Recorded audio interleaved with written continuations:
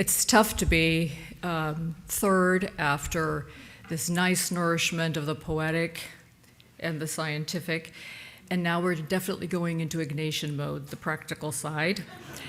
And since many of you here in the audience are involved with higher education, this is likely to be a little unpleasant and challenging.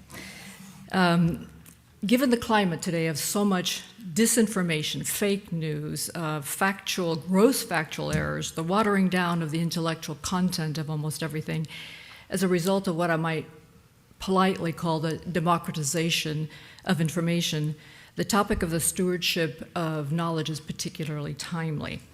And I'm going to have no answers for you today, but I do have some facts and some predictions of experts on long-term trends that directly affect education, the impact of disruptive change in society that is all around us, and the conclusion that that has a significant impact on the sustainability of the university business model, period. Why this is important, particularly in the context of what we're talking about today, is that the stewardship of knowledge has been in the hands of the church for about the past 2,000 years, and increasingly in association with universities over about the last 800 or so. And our US institutions of higher education are a direct descendant of the medieval university model, and they, of course, rightly treasure their long history and deeply respect the tradition. However, universities are in grave danger. The current business model of universities is simply not sustainable in the context of the environment in which they operate. So let me elaborate a little bit. Let's take a quick look at some predictions. A 2013 University Vanderbilt study found that the average annual number of four-year colleges that have closed or were acquired has very recently doubled. Moody's rating service predicts that the rate of closures will triple in 2017, and the rate of mergers will double, all due to financial pressures resulting from declining enrollment. Google's top-rated futurist, Thomas Fry, predicts that over 50% of US colleges will collapse by 2030. And 2030 is, less than 15 years away. So why is this happening? And can we do anything about it? I offer the following. First, the demographics of college-age kids is declining for the next several years, so we're kind of in a trough now. And more stringent immigration policies could potentially affect this decline permanently. Public sentiment around the necessity of a college education is mixed, mainly due to the impression that the return on investment of a college education is no longer there. Two statistics that were alluded to by previous speakers is that in 2013, the number of college graduates working minimum wage jobs was nearly 71% higher than it was a decade ago, according to the Bureau of Labor Statistics. At the same time, the US has reached almost $1.3 trillion in student loan debt spread out over 44 million Americans. Now, to put that statistic into kind of a more human perspective, a borrower in the kind of a 20 to 30 year age range makes an average monthly payment of $351 per month for that student loan. That's a major impact on a young family's budget. Very significantly, since the early 80s, costs and tuition have been growing faster than the rate of inflation. So again, to put that a little bit into context, while the cost of food and housing has gone up about 300% since 1978, and healthcare, about which we're just totally crazy in this country, went up by 600%, the indexed price of college tuition and fees advanced by more than 1,122%. So double the increase in cost of healthcare, and we're totally exercised by healthcare, and we don't seem to care about the cost of education. A trend responding to that cost issue and the demand for more flexibility, which is another societal trend in education, is the increase in online educational opportunities. Apple's iTunes University reached 1 billion course loads in less than 6 years. Coursera registered 3.2 million students in its first year, and this trend is going to continue to siphon off students from the traditional universities.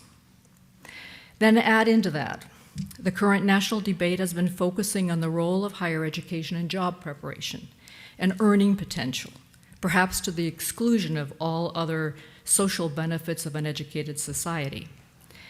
In a piece he wrote in 2015, Dan Bennett, who is a senior reporter for the Chronicle of Higher Education, attributed this, interestingly enough, to be the result of a comment by the then new governor of California, Ronald Reagan, who was quoted in 1967 as saying, 1967, so we go that far back, as saying that taxpayers should not be subsidizing intellectual curiosity. So are universities morphing into something other than what they have traditionally been, or is this a kind of a temporary sidetrack? Then we have to look at the impact of disruptive change. Those of us who come from Silicon Valley hear disruptive change all the time, and we're very familiar with it. We've been living with it. And our universities are operating in that environment. We are in an era of unprecedentedly fast change. The pace of change is so unique that it has become the subject of Tom Friedman's new book, Thanks for Being Late. And some of you may remember he wrote The World is Flat, which was also a very interesting comment about globalism, et cetera. He's a New York Times columnist. And this disruptive change is in every single sector of our society. As a result of the growth of online shopping, we have too many shopping malls in the United States to sustain brick and mortar growth. Many of you have been reading the headlines post this Christmas, announcing hundreds of store closures among marquee retail brands. Healthcare is moving from hospital care to outpatient as medical technology continues to improve, and the result is that actually now many regions of the country are overbedded. Banks are reducing their footprints because of the popularity of online banking continues to increase. The sharing economy is transferring many industries with the rise of Airbnb in the hospitality sector, Uber in transportation, and there are many other examples. And higher education is actually not exempt from these trends and also suffers from overcapacity for full board, full-time students in the so-called traditional four-year university. Now, we're still not done. Let's layer on some more news. There are some tsunami changes happening in employment. It is projected that 40% of Fortune 500 companies will be obsoleted by 2025, and they will be replaced by what's called exponential organizations. If you haven't heard that phrase, these are companies that are growing at a rate of 10 times their competitors. A small example, Kodak, a long-standing and well-loved brand, went bankrupt in 2012, while at the very same time, upstart Instagram was acquired by Facebook for $1 billion. By 2025, 50% of the US workforce is going to be displaced by robots.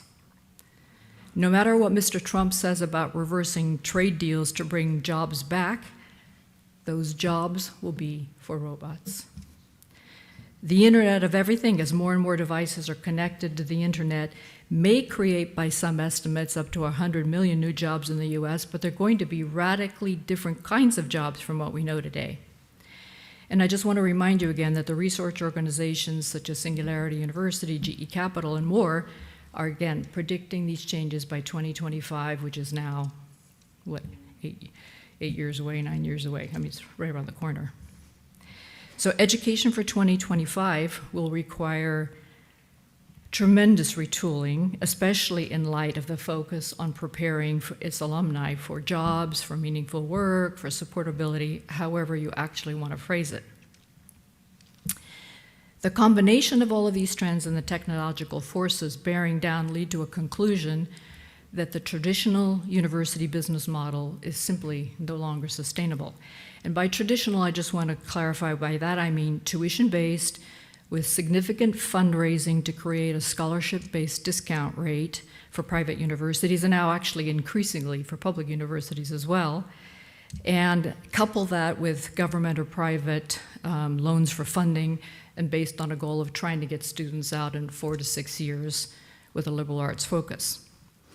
Now, the reasons for this unsustainability for the business model, aside from all the changes that we were just talking about, is also the high fixed cost orientation and the regimented delivery system in a flexible, on-demand world is simply too big of a disconnect. And to give you by way of example, in the 1970s, it was generally held that you could get goods and services fast, cheaply, or with high quality, but never all three. By the 1980s, US industries had begun to retool to eliminate the need for the consumer to actually have to make a choice between the three. And the mantra became anytime, anywhere, with quality, and at an affordable price. And now pretty much every industry in the US has seriously addressed their cost structure and their product and delivery systems, creating the ability to be much more flexible in an on-demand world, and at the same time they have improved their quality and they have improved their customer satisfaction. Healthcare and education became the laggards, giving the reason that their offerings are different because they require methods of delivery that are just too personal to be changed. Today, however, we're witnessing healthcare is on a very painful and very messy process of delivery transformation, whereas educational institutions still seem to believe that the model that has served so well for so long will continue to do so. And I offer a recent Gallup poll of university presidents that indicates that while in general they have some concerns about higher education, university presidents continue to be very optimistic about their own institutions and their future, indicating either an appropriate level of cheerleading for their institution or a certain naivete about the current very unfavorable trend lines and the degree of impact that they're actually going to have on the universities. My conclusion and my question is that, number one, if universities fail, either because they go out of business or because they become exclusively sophisticated trade schools for a technocratic society, who becomes the steward of knowledge in a culture that's prolific with information and disinformation? And second, if universities are to participate in the stewardship of knowledge, what do they need to do, and very quickly, to remain viable in that necessary purpose? Thank you.